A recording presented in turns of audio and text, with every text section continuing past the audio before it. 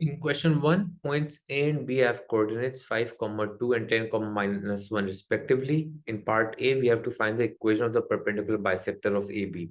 Now, to find the perpendicular bisector, in the first step, we'll have to find the gradient of AB. So the gradient of AB will be y2 minus y1. So that will be -1 minus 2 divided by 10 minus 5, which will be equals to -3 upon 5. Now, as the perpendicular bisector passes through the exact midpoint of the line, and it is perpendicular, as the gradient of AB is -3 upon 5, the gradient of the perpendicular bisector will be a negative reciprocal. So that will be equals to +5 upon 3. So we can write that the gradient of the perpendicular bisector will be equals to +5 upon 3. Now, to find a point on the perpendicular bisector, we can find the midpoint of AB.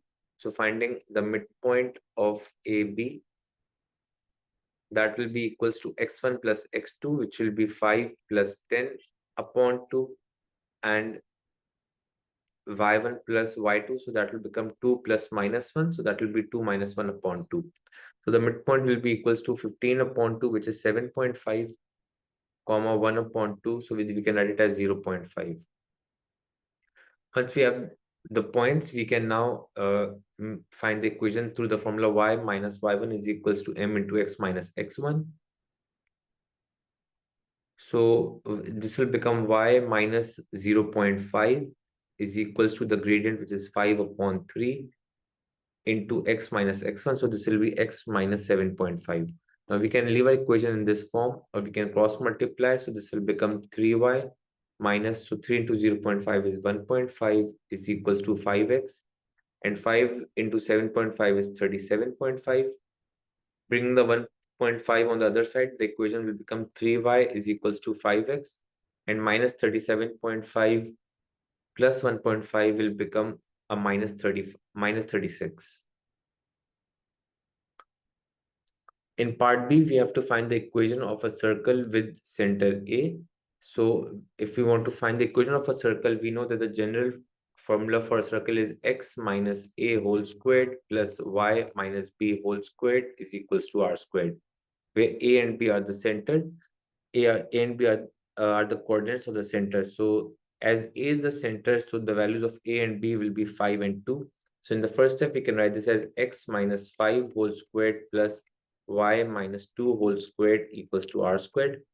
Now to find the value of r, we need a point x comma y on the circle, and as the circle passes through the point B, and point B is 10 comma -1. So in place of x, we can write 10, and in place of y, as the y coordinate for B is -1. So this will be -1 minus 2 whole squared equals to r squared. So 10 minus 5 is 5. So this will be 5 squared plus -3 squared is equals to r squared. This will become 25 plus 9. So r squared will be equals to 34, and r will be equals to the square root of 34. Now we can finally write our equation as x minus 5 whole squared plus y minus 2 whole squared equals to the square root of equals to r squared. So as r is square root of 34, we can write this as just 34 as square. When we square the square root of 34, the square root will cancel, and the final answer will be just 34. So the final equation will be x minus 5 whole squared plus y minus 2 whole squared equals to 34.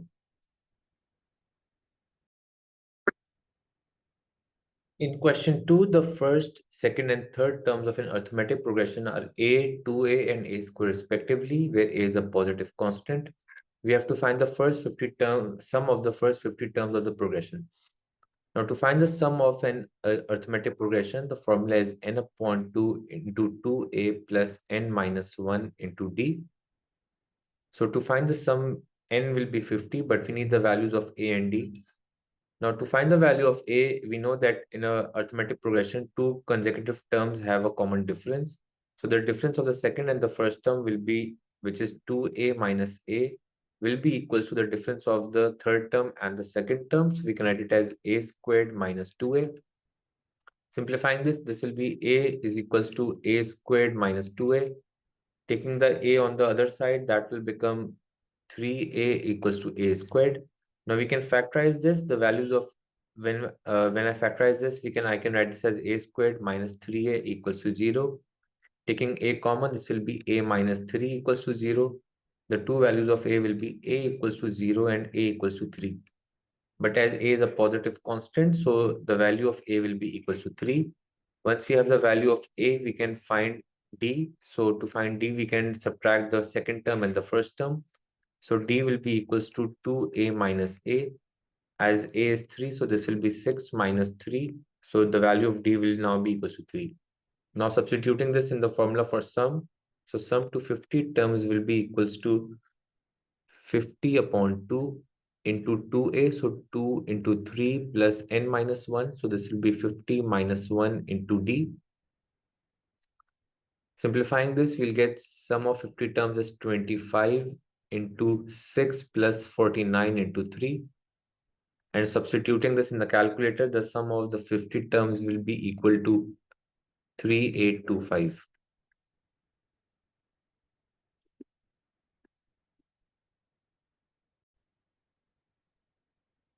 In question 3a, we have to find the set of values of k for which the equation 8x squared plus kx plus 2 has no real roots. Now to find an unknown constant in a quadratic equation, we will use the form b squared minus 4ac, and as it has no real roots, so it will be less than 0. Now the coefficient of x squared in this equation is 8, so a will be 8. The coefficient of x is k, so the value of b will be k, and the constant term is 2, so c will be equals to 2. Applying b squared minus 4ac, so this will become k squared minus 4 into 8 into 2 less than 0. So k squared minus 8 for the 32, 32 times 2 will be 64, will be less than 0. Factorizing k squared minus 64, so this will become k minus 8 and k plus 8 less than 0. Now to give the answer with the correct inequality sign, we can first make a line and a graph to understand. So let's say this value was positive 8, the higher value was 8, and this value was minus 8. As it is less than 0, so as we move forward from minus 8, we can see that the graph is less than 0. And going backwards from positive 8, we can see that the curve is less than 0. So the values of k will be greater than minus 8 and k will be less than positive 8. In part B, we have to solve the equation 8 cos square theta minus tan cos theta plus 2 equals to 0. Now to solve this, first we'll factorize the equation. So factorizing this, we'll get 8 cos square minus 8 cos minus 2 cos plus 2 equals to 0. Taking 8 common, taking 8 cos common, we'll get cos minus 1. Taking 2 common over here, we'll get cos minus 1 equals to 0. So this will become 8 cos minus 2, and this will become cos minus 1 equals to 0. So one of the values of cos theta will be equals to 2 upon 8, and the other value of cos theta will be equals to 1. Now taking cos inverse of 2 upon 8, in that case, the basic angle will be 75.5. And cos inverse of 1, in this case, the angle will be 90 degrees, will be 0. Cos inverse of 1 will be 0 degrees. Now, as theta is only from 0 to 180 degrees, and cos is positive in the first quadrant and the fourth quadrant, and the basic angle is 75.5. So the values of theta will be 0, as cos inverse of 1 is 0 and cos inverse of 2 upon 8 is 75.5 degrees. In question 4, a geometric progression is such that the third term is 1764 and the sum of the second and third terms is 3444. We have to find the 50th term. Now the nth term formula for a geometric progression is ar to the power n minus 1. As the third term is 1764, so we can write it as 1764 will be equals to a into r to the power 3 minus 1. So this will be ar squared. The sum of the second and the third terms is 3444. So the expression for the second term will be ar to the power 2 minus 1, which is equals to ar. So we can write this as AR plus AR squared. The second term plus the third term will be equal to 3,444. Now, as the third term or AR squared is 1764, so we can write this as AR plus 1764 is equals to 3,444. AR will be equals to 3444 minus 1764. So AR is equals to 1680. So from this, we can deduce that A will be equals to 1680 upon R. Now to find the value of R or A, we can substitute this into this equation as A is equals to 1680 upon R. So if I substitute in place of A, 1680 upon R multiplied by R squared is equals to 1764. R and R will cancel. 1764 divided by 1680. So R will be equals to 1764 divided by 1680, which is equals to 1.05. Once we have the value of R, we can find the value of A. So as A is 1680 upon R, so A will become 1680 divided by 1.05. So dividing by 1.05, the value of A will be 1600. Now, once we have the value of A and R, to find the 50th term, we'll apply the nth term formula, which is A into R, A into R to the power n minus 1. A is 1600, R is 1.05, and this will become 50 minus 1 or 49. So we can write this as 1600 into 1.05 to the power 49. Substituting this in the calculator, so we'll get 1.05 to the power 49, and multiplying this by 1600, we'll get 17474. So this will become 17474. As we have to give an answer to 3 significant figures, so rounding it off this to 3 significant figures, this 7 will make this a 5. So the final answer will be written as 17500 for the 50th term. In question 5, the graph with the equation y equals to f of x is transformed to the graph with the equation y equals to g of x by a stretch in the x direction with factor 0.5 followed by a translation of 0 and 1. The diagram shows the graph of y equals to f of x. In part A, we have to sketch the graph of y equals to g of x. Now, in the first step, there is a stretch in the x direction of 0.5. So as the x values are from 0 till 4, when there is a stretch of 0.5 in the x direction, now the values will become half. So this graph will go from 0 till 2. So we will make a line. This line was at 1, so this line will be at 0.5. This line, now this point will be at 1. The point which was at 3 will now be at 1.5. And the point which was at 4 will now be at positive 2. Once you have done the stretch, finally, there is a translation of 0 and 1, which means that the graph will move 1 unit upwards.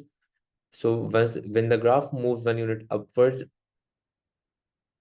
all the points will go 1 unit upwards. So the coordinates will be 0 and 2. This coordinate will become 1 and 2. And the third coordinate will at the bottom will be 1, 2, and 2. So this will be the final graph for g of x. In part B, we have to find an expression for g of x in terms of f of x. Now, for f of x, first in the first step, there was a stretch in the x direction with 0.5.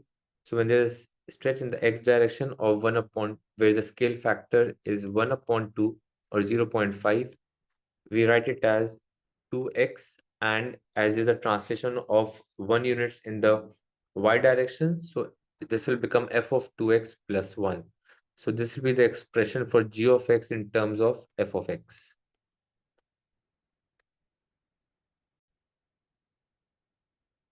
In question 6, the equation of a curve is 4x squared plus 20x plus 6. In part A, we have to express the equation in the form y equals to ax plus b whole squared plus c. So to express the equation in the form a into x plus b whole squared plus c, we'll first expand the form and then compare it with the original equation. So expanding x plus b whole squared, this will be x squared plus 2bx plus b squared plus c. Multiplying with a, we will get ax squared plus 2abx plus ab squared plus c. And we now will write the original equation, which was 4x squared plus 20x plus 6. Comparing the coefficient of x square on both the sides. So on the left hand side, it is 4, and on the right hand side, it is a. So a will be equals to 4. Now comparing the coefficients of x, on the left hand side, it is positive 20, and on the right hand side, it is 2ab. So we can write 2ab will be equals to 20, as the value of a is 4. So this will be 2 into 4 into b equals to 20. B will be 20 divided by 8. Simplifying this will become 5 upon 2. And finally, to find c, we'll compare the constant term. So on the left hand side, it is 6, and on the right hand side, it is ab squared plus c. So we can write ab squared plus c will be equals to 6. The value of a is 4. The value of b is 5 upon 2 whole squared plus c is equals to 6. So this will become 25 upon 4. So 4 multiplied by 25 upon 4 plus c will be equals to 6. 4 and 4 will cancel. So c will be 6 minus 25, which is equals to minus 19. Now we have the values of a, b, and c. We can finally write this form as 4 into x plus b. So b was 5 upon 2 whole squared plus c, and the value of c was minus 19. In part B, we have to solve the equation 4x squared plus 20x plus 6 equals to 45. So we'll use a form which is 4 into x plus 5 upon 2 whole squared minus 19 in place of 4x squared plus 20x plus 6 and put it equals to 45. Taking the 19 on the other side, this will become 4 into x plus 5 upon 2 whole squared equals to 45 plus 19, which is 64. Dividing the 4 on the right hand side, the expression will be x plus 5 upon 2 whole squared equals to 16. Now to find the value of x, we will square root both the sides. So taking the square root of both the sides, the square and square root will cancel. So x plus 5 upon 2 will be equals to plus minus 4. So to find the values of x, we'll write x plus 5 upon 2 equals to positive 4, and x plus 5 upon 2 will be equals to negative 4. One of the values of x will be 4 minus 5 upon 2, and the other value of x will be minus 4 minus 5 upon 2. So 4 minus 5 upon 2 will become, when we take the LCM, that will be 8 minus 5. So that value will be 3 upon 2. And when we take the LCM up here, this will be minus 8 minus 5. So the second value will be minus 13 upon 2. In part C, we have to sketch the graph of y is equals to x squared plus 4x squared plus 20x plus 6. Now to sketch a quadratic curve, we need the turning points. Now from part A, we already have the turning points that were 5 upon 2 comma and minus 19. So the turning points will be minus 2.5 and minus 19. So they will be plotted. So this point is, let's say, minus 2.5, and this point is minus 19. So the turning point will be up over here. And we can also find the y-intercept by substituting x equals to 0. When we substitute x equals to 0, the y-intercept will be equals to 6. So we can make a 6 up here. And finally, we can join these points to make a quadratic graph. And as you have to show the turning points, so we'll write the coordinates minus 2.5 comma minus 19 up here. And we can also show the point where it crosses the y-axis, which is equals to 6. In question 7, part A, we have to prove the identity sine upon sine plus cos upon sine minus cos as tan square plus 1 and tan square minus 1. So we'll start off by taking the LCM. In the new denominator, the LCM will become sine plus cos and sine minus cos. The sine will multiply by sine minus cos, and this cos up here will multiply by sine plus cos. Opening up the bracket, we'll get sine squared minus sine cos. Cos into sine will again become sine cos plus cos squared divided by sine plus cos and sine minus cos. Now minus sine cos and plus sine cos will cancel out. Over here, as we have sine plus cos and sine minus cos, we can apply the algebraic identity, that is a plus b and a minus b equals to a squared minus b squared. So we can write this as sine squared plus cos squared divided by sine squared minus cos squared. Now, if you look at the expression, we needed to bring it in terms of tan. So to bring it in terms of tan, this sine must divide by cos. So if I divide the whole equation by cos squared, so let's say if I divide this sine squared by cos squared, I will have to divide every term in this expression with cos squared. So dividing every term in the expression with cos squared, I will get in the denominator sine squared upon cos squared minus cos squared upon cos squared. So cos squared and cos squared will cancel to become 1. And sine squared upon cos squared is a tan squared. So this will become tan squared theta plus 1 in the numerator. And sine squared upon cos squared is again tan squared. So tan squared theta minus 1 in the denominator. In part B, it is asking us to solve to find the exact solution of the equation sine upon sine plus cos upon sine minus cos equals to 2. Now we have proved that this is equals to tan square plus 1 divided by tan squared minus 1. We can put it in the first step equals to 2. Cross multiplying, we'll get tan squared plus 1 is equals to 2 tan squared minus 1. So taking the tan squared on this side, this will become 2 tan squared minus tan squared equals to 2. So tan squared will be equals to 2 and tan inverse. So this was a 2 up here. So this 1 would have become a 2. So this will be a 2 up here. So taking 2 on the other side, this will become 1 plus 2. So tan squared will be equals to positive 3. Now once to find tan theta, we will take the square root of 3. So taking tan inverse of square root of 3, now as when we have a square root, we have a positive and a negative value.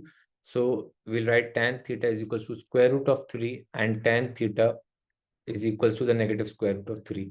So we'll have positive and negative values of tan. Now taking tan inverse of square root of 3, that will give us the basic angle. So the basic angle will be equals to tan inverse of square root of 3 is pi upon 3. Now, as the range of theta is from 0 to pi, so if we make the quadrants to find the angle theta, we'll make the basic angle in the positive quadrant of tan from 0 to pi. So the first quadrant is positive for all the trigonometric ratios. And as tan is also negative, so we'll also take tan in the negative quadrant. So tan is negative in this quadrant. So we'll make the basic angle over here as well. So the two values of theta will be from the positive x-axis anti-clockwise. So the first angle for theta will be pi upon 3. And the second angle will be pi minus pi upon 3. Simplifying pi minus pi upon 3, that will become 2 pi upon 3. So the values of theta will be pi upon 3 and 2 pi upon 3.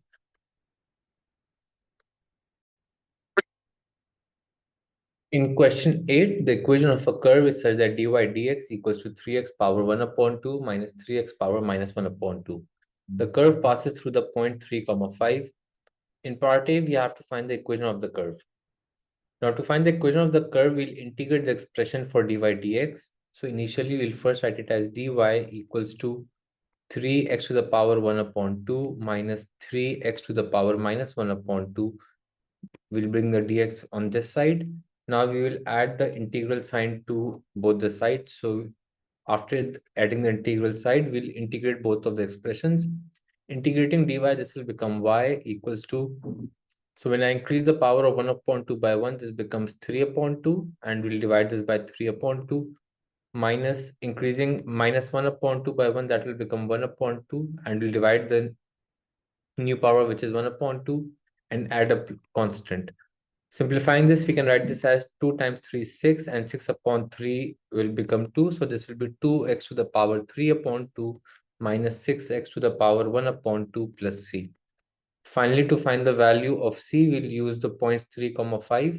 So substituting y equals to 5 and x equals to 3. So this will become 3 to the power 3 upon 2 minus 6 to the power 3 upon 2. 6 into 3 to the power 1 upon 2 plus c.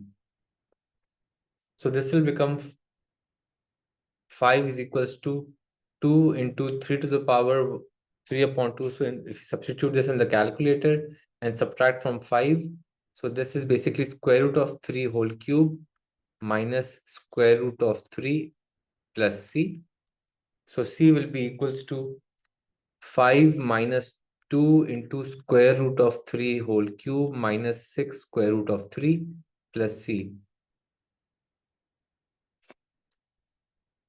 Okay, so this will be c equals to 5 minus this, and this will become a plus. Substituting this in the calculator, the value of c will be equals to 5. So finally, the equation will be written as y equals to 2x to the power 3 upon 2 minus 6x to the power 1 upon 2 plus 5. In part B, we have to find the x coordinate of the stationary point. So for the stationary point, we know that dy dx is equals to 0. So the expression for dy dx in the question was 3x power half minus 3x power minus half. So 3x power 1 upon 2 minus 3x to the power minus 1 upon 2 will be equals to 0. Taking the minus 3x to the power minus half on the other side, this will become 3x power half will be equals to 3x to the power minus half. 3 and 3 will cancel out. So we will write this as x power 1 upon 2 will be equals to 1 upon x to the power 1 upon 2. Multiplying x power half by x power half. So multiplying x power half by x power half, that will be equals to 1. So when we multiply, the powers add, which means 1 upon 2 plus 1 upon 2 is 1. So x to the power 1 will be equals to 1. So the x coordinate will be equals to 1. In part C, we have to state the values of y for which y increases as x increases. Now, in the previous part, we got x equals to 1. So now if we keep on increasing the value of x in the expression, the value of y will keep on increasing, as the expression for y was 3x to the power 1 upon 2 minus 3x, we can write it as 3 upon square root of x. So as we keep on increasing this value of x up here, the value of y will keep on increasing. So we will say for the x will be greater than 1, the values of x for which y increases as x increases. In question 9, functions f and g are defined by f of x equals to x plus 1 upon x and g of x is equals to x plus 1. In part A, we have to find an expression for g f of x. So to find an expression for g f of x, in place of x in the function g, we'll replace it with the function f. So this will become a into x plus 1 upon x plus 1. Now we can leave this expression as it is, or we can expand the bracket and write it as ax plus a upon x plus 1. In both cases, the answer will be correct. In part B, it is saying that given that g f of 2 equals to 11, find the value of a. So in this part, basically, in the expression for g f of x, which we had found in the previous part, in place of x, we'll replace it with 2 and put the whole expression equals to 11. So this will become 2a plus a upon 2 plus 1 equals to 11. Simplifying this, we'll get 2a plus a upon 2 is equals to 11 minus 1, which is equals to 10. Taking the LCM, this will become 4a plus a upon 2 is equals to 10. Cross multiplying, we will get, so this will become 5a equals to 20. So a will be 20 upon 5, which is equals to 4. In part C, it is saying given that the graph of f of x has a minimum point when x equals to 1, explain whether or not f has an inverse. Now the values of x are from greater than 0. So let's say if we draw a graph up here and the minimum point is at x equals to 1. So which means if this is the minimum point, the graph would be somewhat like this. Now this basically means that f is not of one-to-one function, so that's why it will not have inverse. So we'll write as f is not a one-to-one function, or f of x is not a one-to-one function. It will not have an inverse. It's not one-to-one, so there will be no inverse. For a function to have an inverse, it can only be a one-to-one function. So if this graph had been like in this form, where for each value of y, there was only one value of x, in that case, this function f of x will have an inverse. In part D, it is saying find and simplify an expression for g inverse of f of x. So in the first part, we'll find an expression for g inverse of x. Now as a equals to 5, so g of x will be 5x plus 1. First, finding an expression for g inverse, so that will become y equals to 5x plus 1. Exchanging the values of x and y, this will be x equals to 5y plus 1. Making y the subject, this will be equals to x minus 1 upon 5. So once we have an expression for g inverse of x, which is x minus 1 upon 5, to find g inverse of f, in place of x in the function, we'll replace it with the function f. So for g inverse of f of x, in place of x, we'll substitute the function f. So function f is x plus 1 upon x. So writing x plus 1 upon x in place of x minus 1, and this will divide by 5. Simplifying the numerator, taking the LCM, this will become x squared plus 1 minus x upon x, and this is being divided by 5. So we can write it like this. We can simplify this to write it as x squared minus x plus 1 upon x. And when you bring the multiplication sign, this will become 1 upon 5. So the final answer can be written as x squared minus x plus 1 upon 5. In part A, it is saying explain why the composite function fg cannot be formed. Now, when we are forming the composite function f g of x, basically, this means that in the function f, we'll substitute in place of x the whole function g. Now, if you look at the function f of x, it is taking x values, only all of the x values which are greater than 0. And the function g of x has all the x values, which is basically an element of real number, which means it can be positive and negative. So the range of g of x in this whole case will be basically negative and positive. Now, as we're substituting g of x in place of x up here, so this is basically in place of x in the function x. As the range of g of x does not lie, so we will write the answer as that as the range of g of x does not lie in the domain of f of x, as f of x is, for f of x, we know that x must be greater than 0, and the range of g of x does not lie in the domain of f of x. So the final answer will be, as the range of g of x does not lie in the domain of f of x, the composite function fg cannot be formed. In question 10, the diagram shows a cross-section RASB of the body of an aircraft. The cross-section consists of a sector OARB of a circle of radius 2.5 meters with center O, a sector PASB of another circle of radius 2.24, and a quadrilateral OABP. Angle AOB is 2 upon 3 pi and angle APB is 5.6 pi. In part A, we have to find the perimeter of the cross-section RASB, giving our answer correct to 2 decimal places.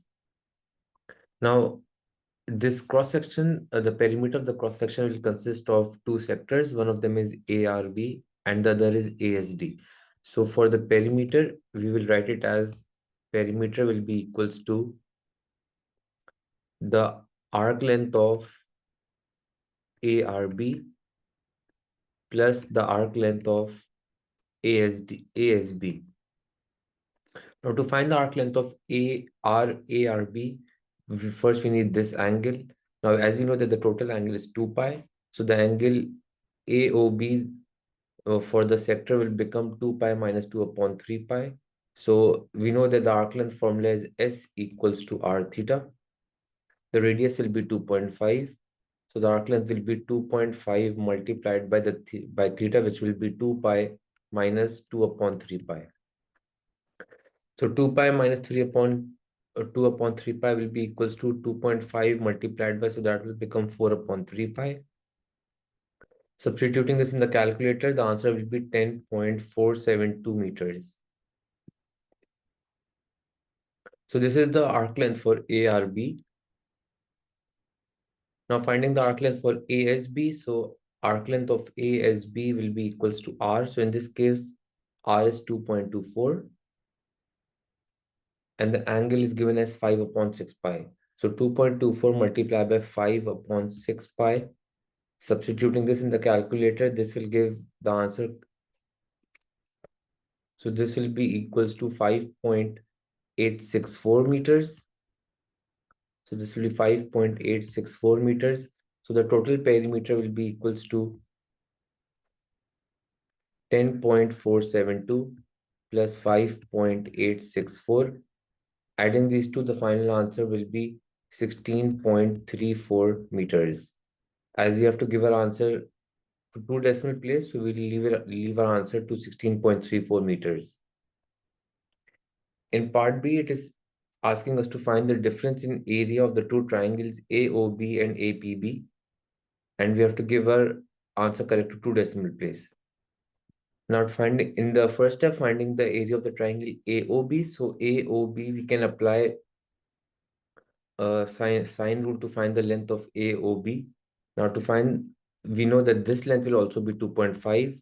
So for the area of a triangle, the formula is half AB sine C.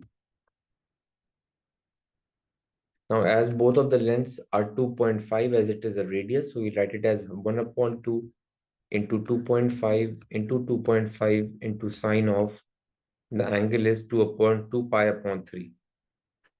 Substituting this in the calculator, the answer will be 2.706 meters squared. So this is the area of the triangle AOB. For the area of triangle APB,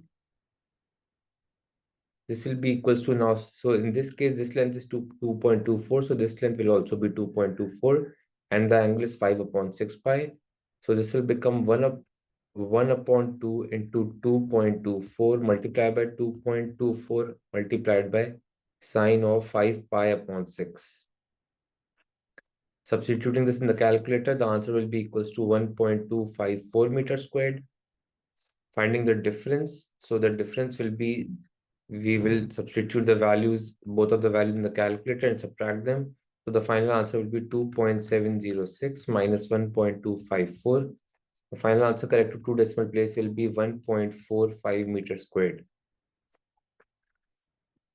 In part C, we have to find the area of the cross section RASB, giving our answer correct to one decimal place. Now to find the area of the cross section, so we can see that we have one sector over here, another sector over here, and this part, basically the quadrilateral part, is the difference of the two triangles that we found in the previous part. So first we will find the area of the sector OARB. So in the first step, we can first find the area of sector OARB. And as the formula is 1 upon 2 into r squared into theta. So this will become 1 upon 2 into 2.5 into 2.5. And the angle theta we found in the first part was 4 pi upon 3. Substituting this in the calculator, the answer will be 13.09 meters squared. Now in the next step, we'll find the area of the smaller sector. So the sector is OA, so that will be PASB. So finding the area of sector PASB, this will be equals to 1 upon 2 into, so the radius in this case is 2.24 into 2.24 into the angle, which is 5 upon 6, 5 pi upon 6. Substituting this in the calculator, the answer will be 6.57 meters squared. Now we'll also add to the area of these two sectors, we'll add the difference of the two triangles, which was 1.45. So the total area will be equals to 13.09 plus 6.57 plus 1.45 meters squared. Substituting these values in the calculator, the final answer will be 21.1 meters squared, as we have to give our answer correct to one decimal place. In question 11a, we have to find the coordinates of the minimum point of the curve y equals to 9 upon 4x square minus 12x plus 8. Now, when it is talking about the minimum point, it means that the dy dx will be equals to 0. So in the first step, we'll find an expression for dy dx. So dy dx will be equals to, we'll multiply the 2 by 9, that will become 18 upon 4, and we'll decrease the power by 1. Differentiating minus 12x, that will become a minus 12, and differentiating 18, that will become a 0. Now substituting dy dx equals to 0, we'll get 0 equals to 18x upon 4 minus 12. Simplifying, this will be 18x upon 4 equals to 12. So x will be equals to 48 upon 18, which you can simplify to write it as, so dividing by 2, that will become 24 upon 9. Now, as we have to find the coordinates, which means we have to find the y coordinate as well, we'll substitute the x value, which is 24 upon 9, in place of x into the equation. So this will be 9 upon 4 into 24 upon 9 whole squared, minus 12 into 24 upon 9 plus 18. Substituting this in the calculator, the value of y will be equals to positive 2. In part B, the diagram shows a curve with the equation y equals to 9 upon 4x squared minus 12x plus 18, and y equals to 18 minus 3 upon 8x to the power 5 upon 2. The curves intersect at the point 0, 18 and 4, 6. In part B, we have to find the area of the shaded region. Now, to find the area of the shaded region, first we'll find the area under the curve with the equation y equals to 18 minus 3 upon 8x to the power ax to the power 5.2. Now we know that they're intersecting at the point 0 and 4. So this point will be 4. Integrating and substituting the limits for this equation will give us this total area. And then integrating 9 upon 4x square minus 12x plus 18 will give us the area under the graph for this particular equation, which is the area in the green shaded part. Then finally we'll subtract the two areas to get the area for the shaded region. Now to find the area, we'll first integrate both of the equations. So to find area, that will be equals to integral of 4, and the limits will be 4 and 0. The first equation is 18 minus 3 upon 8x to the power 5 upon 2. And we'll subtract it from the area under the curve of with the equation 9 upon 4x squared minus 12x plus 18. So integrating 18, that will become 18x minus integrating 3 upon 8x to the power 5 upon 2. So this will be 3 upon 8, increasing 5 upon 2 by 1, that becomes 7 upon 2, and we'll divide it by the new power, which is 7 upon 2. Now integrating the second equation, that will become 9x cubed upon 12. This will become minus 12x squared upon 2, and integrating 18, that will become an 18x. You can simplify this as to write it as 2 1 times and 2 4 times, so that the denominator will become 28. So we can simplify the first equation, write it as 18x minus 3 upon 28 x to the power 7 upon 2. We can simplify this to write it as 3 upon 4 x to the power 3. And this will become minus 6x squared plus 18x. Now substituting x equals to 4 as it is upper limit. So this will become 18 into 4 minus 3 upon 28 into 4 to the power 7 upon 2. And if we substitute x equals to 0 in both of the terms, it will become a 0. So the difference will be a 0. So we will just use a value of 4. And now in the second equation, we'll substitute x equals to 4. So this will be 3 upon 4 into 4 cube minus 6 into 4 squared plus 18 into 4. So 18 times 4 over here. And again, if we substitute x equals to 0 in all of these three terms, it will be a 0. So we can leave it as it is. So 18 into 4 is 72 minus 3, 4 to the power 7 upon 2. So square root of 4 is 2 and 2 power 7 is 128 upon 28. Minus, so this will become 3 upon 4 into 64 minus 6 into 16. So this will be 6 times 16, and 18 times 4 will become, so this minus will make this a positive, and minus plus will just make this a negative. So this will be a negative 72. 72 and 72 will cancel. Substituting these values in the calculator, the final answer for the area will be equals to 240 upon 7. Or in decimal, we can also write this as 34.3. So the area of the shaded region will be 240 upon 7 or 34.3.